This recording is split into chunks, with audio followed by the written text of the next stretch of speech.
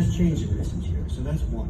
So there is increased interest in materials that are not in Ottoman Turkish, and this was certainly part of it.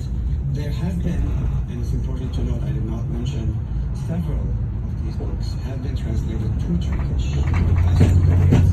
That's another important phenomenon.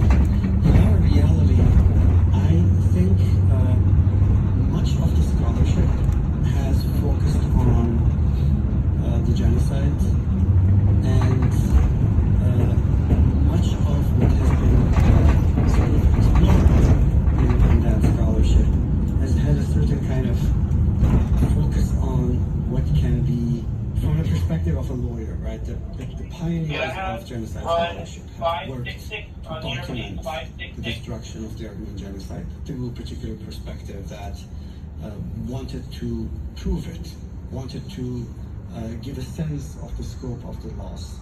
So in that regard, these materials have been used, but beyond that, they haven't. I think that, and this is very telling, because we also reflected on, tell us about the massacres, right? And I'm thinking, just let the woman talk. It's so you have this kind of approach that for a long time created two worlds. One was our world, where we wanted to keep and recreate, etc., and the other was the world outside. And for that, we were, the prosecutor.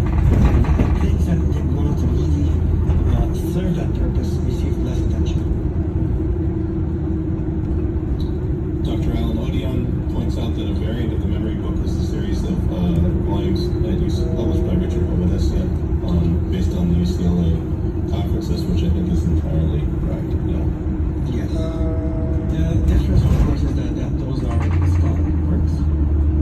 The driving force for a lot of these memory books is this kind of, let's collect as much as possible for the Richard Hovedesca of the future. And they will say this.